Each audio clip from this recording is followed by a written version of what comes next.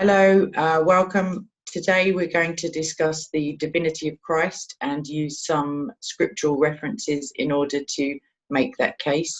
This will be part of a series of short videos which will look over certain scripture references, and hopefully by the end of it you'll see how these verses point to Jesus Christ as God, as the Yahweh of the Old Testament, and as the Son of God in his own right. So with me today I have Angelo, who is a Christian apologist, and will present these verses, and we'll have some discourse in between them. And without further ado, I will hand you over to Angelo. Yeah, thanks, Kay. So yeah, that's exactly what we're going to do. We're going to have a look at what characteristics can be ascribed to God, or actually what the Bible ascribes to God as exclusive and divine characteristics, and then we're going to see how these what these imply and what we can derive from this when it comes to Jesus, because this is one topic of great interest in especially your area when you debate with Muslims. So I think to have some insight on this and present hopefully something things that aren't really quite immediate to present when you are asked about the divinity. We're going to cover that in this series, because everybody knows the major references, as in before Abraham I am, or I'm the Alpha and the Omega. We're going to cover those too, but but there are others that are not quite evident, so we're going to go through those. Excellent. So to do that, I'm going to show you my screen.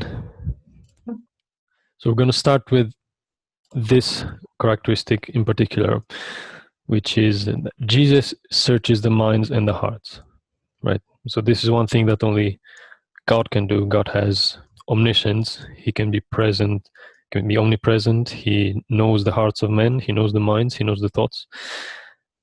And let's have a look. So I have some references for you. We can start in Jeremiah, in the Old Testament, 17:10, Jeremiah 17:10.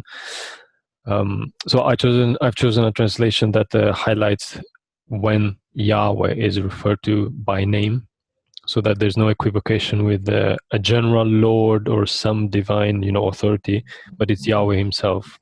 In this case, it says, "I, Yahweh, search the mind, I try the heart, even to give every man according to his ways, according to the fruit of his doings." I'm also going to put the original. Not that I speak with like Hebrew or Greek, but just to verify, if you ever want to look maybe into the interlinear, or just to verify what I'm saying, those are the words you need to look at. So in this verse, we have to point two things. The first thing is Yahweh. I, Yahweh, search the mind, I try the heart. So this is Yahweh saying, this is my prerogative. I search the mind and I try the heart. And the second thing is, I reward man according to his ways.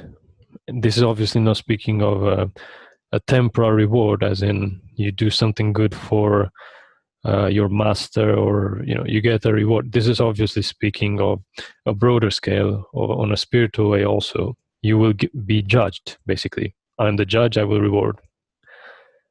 And this is... Yes? Yeah, go on. I was going to mention a verse that I just thought of, actually, and when I looked through these verses before filming, I saw this one, and it says, "And he who searches our hearts knows the mind of the Spirit," meaning the Holy Spirit, "because the Spirit intercedes for the saints according to the will of God." And in that instance, God means the Father. So just in that reference, in that verse, there are the three members of the triune Godhead, and also Jesus is the one who is ascribed with searching the hearts and knowing the mind also of the Spirit. So I just wanted to add that, I guess, to make the case stronger. What do you think? Mm-hmm. Yeah, exactly. And we have more of them. There's actually many verses we can cover, just I can't fit them onto one screen, so maybe we're going to put them in the description or something. And so I think by now this is clear. Like, I can zoom in a little bit. It is Yahweh who searches the mind and tries the heart, right? Then we move on. If I can click on this, okay. So Isaiah 40:10, these are all Old Testament quotes, and there's no doubt about this. Who is the Lord? Who is Yahweh? Okay, even from a, let's say, non-Trinitarian perspective, this is God. Okay, there's no equivocation. So we're going to tie in a few verses, which, the circle will close maybe towards the end. So in the meantime, in Isaiah 40:10, it says, "Behold, the Lord Yahweh will come as a mighty one, and his arm will rule for him. Behold, his reward is with him, and his recompense before him." So this corroborates what has been said earlier, right? So Yahweh will come. So there's one more element, right? So the coming of the Lord. When the Lord comes, there you will have this reward, which goes to prove what I said earlier, that this is not just any sort of reward. This is the reward for, your whole purpose on earth and how you have served the Lord and so on. The Lord Yahweh will reward. Do you have any thoughts on that? Yes, right towards the end of the Bible. So that we've clearly seen that that's Yahweh who is coming and with a reward and recompense. So in Revelation, and I'll give the reference afterwards, it says, "Behold, I am coming quickly, and my reward is with me to give to each one according to what he has done." And that's referring to Christ. So again, Christ is being described in very similar terms to Yahweh, as in, actually, there are loads and loads of verses, but that one, the coming, the reward being with him, and the purpose of those rewards to be able to give to each accordingly to his deeds. So just thought I'd throw that one in there. All right, so let's move on to the next one. This is New Testament now, Matthew 16:27. "For the Son of Man will come in the glory of his Father with his angels, and then he will render to everyone according to his deeds." So this is the first explicit one, apart from those that you have already quoted, which is Revelation. This is like from the Gospel. The Son of Man, who is Jesus. If somebody doesn't believe that, we can prove that also, but it's maybe another video. The Son of Man will come, and he is the one who renders. So the two elements we've seen, there is, let me zoom in again. Yahweh searches the mind, okay, and he will reward. Then Yahweh will come, the Son of Man will come. He will reward with according, his reward is with him, and then he will render to everyone according to his deeds. It's almost as if he's quoting the Son of, but he's putting himself, the Son of Man, here. So the Lord will come, the Son of Man will come. Basically, the Son of Man is the Lord Yahweh. Right? Yeah. Okay. Sorry. So in regard to that, I have a verse that says, "I said in my heart, God will judge the righteous and the wicked, since there is a time for every activity and every deed."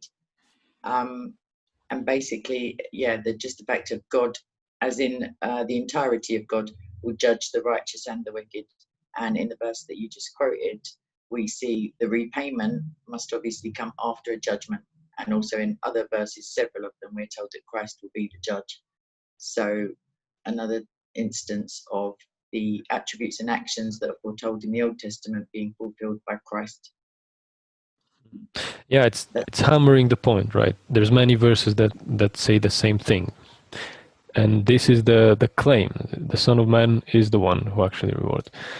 So now let's take a look at Revelation. Revelation. So this verse, it doesn't have, let's say, content of this nature, but this just goes to show who's the speaker here. So John is writing, God is telling John to write to the churches, okay? And then God tells him exactly, word by word, what to write. So in this case, this is God speaking to John directly. Write this, quote, okay? "The Son of God, who has his eyes like a flame of fire and his feet are like burnished brass," which is Jesus' description, by the way, in chapter 1 of Revelation. So the Son of God says these things. And then there is another quote which I haven't put here. But we're going to skip through the whole message to this church, which is not on this topic. We're going to skip to verse 23. Okay, so in the church, there is a presence that God detests, which is Jezebel and her children, right?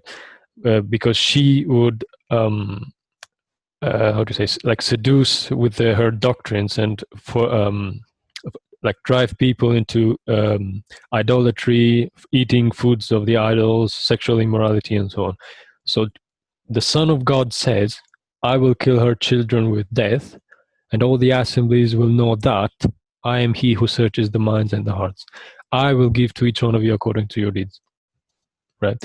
So the two things we pointed out at the beginning, the rewarding, so Jesus is the judge, and he's the one who searches the mind. This is like a first person clear claiming of this attribute. I, the Son of God, search the minds and the hearts, which is the same we read in Jeremiah. Okay, so I have two then. If we've done two together, I have, if I can find my notes, yeah. So with reference to Revelation 2:18, I would give a verse from Matthew which says, "The tempter came to him and said, 'If you are the Son of God, tell these stones to become bread.'" So there are quite a couple of things to unpack from that. One, for anybody who's not aware, the tempter is in this case Satan. The other thing is that he says directly to Christ, "If you are the Son of God." So that presupposes he recognizes the position of Son of God, the Son of God, rather than a generic child of God reference. And if you are this Son, then perform some miracle, the one that I'm asking you to do. So therefore he also admits indirectly that he's aware of the power of the Son of God and the miraculous nature of that power, i.e. that it's divine. In reference, sorry, please. Yeah, no, you're right. So in this case, Satan wouldn't just go around and tell, if you are a son of God, therefore you should be able to turn stones into bread. This is not something you hear him say to just any believer.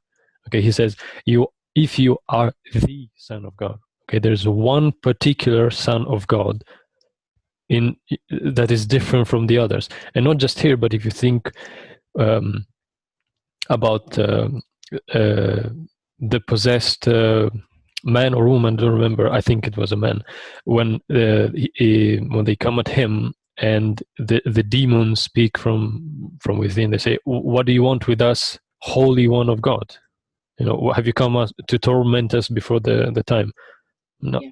How can you argue that this is just, Son of God is metaphorical, and it's not that, who can torment the demons? I mean, what does that even imply? Who has authority over them but God? But anyway, this is good material, a lot we can cover it. So yeah, you were saying also, I would just say that they intrinsically, instinctively recognize him as such. He doesn't declare himself to be that in that instance. So also, for sure, if a demon can do it, or many demons can do it, then Satan for sure. He's admitting the fact that he believes it but wants proof. Like he recognizes it. So in Revelation 2:23 that you referenced as your last example, I think so. That was striking her children dead, the false prophet even Jezebel, and to search the hearts and minds and repay each according to their deeds. So in the Psalms, it says, "Put an end to the evil of the wicked, but establish the righteous, O righteous God, who searches the hearts and minds." So again, really, it's just confirmation that though that action and the ability to perform searches of hearts and minds and to know. So also, I just thought of another one, sorry. So God says the heart of man is desperately wicked, who can know it? And God is all-knowing. He's not asking the question for somebody to put their hand up and say, that's you. He's saying that he alone knows the hearts and minds of men, because obviously none of us are actually psychic. So yeah, of course. I think those are my 2 points on that. Yeah, so I think we have pointed out clearly that this is God's prerogative, and there's no other passage in the Bible where this is attributed to any prophet, to any messenger, to any believer, to any Israelite, to any Christian, just to no one. This is only God saying for himself. He is saying that I am the one who does that. And then Jesus comes along and says, I am the one who does that. So we It's therefore almost conclude. as if they're the same God. Sorry. Yes, exactly. Which is, Spoiler alert. yeah, spoiler. So anyway, I think we can wrap it up for this first video. Any comments to close? Yeah, I'd like to say that obviously we're going to make some more. All of the references will be included in the description box. If you have any additional questions, you're very welcome to comment, and you can @ Angelo in those comments also. Next time we'll choose a different characteristics or ability of God the Father, or actually the triune God, and show where they are exclusively or specifically referenced to Christ. And with that being said, I have to get to the park now. So God bless you all, and I will see you in the comment section. And thank you so much, Angelo, for agreeing to come on and explain these things to me and everybody else.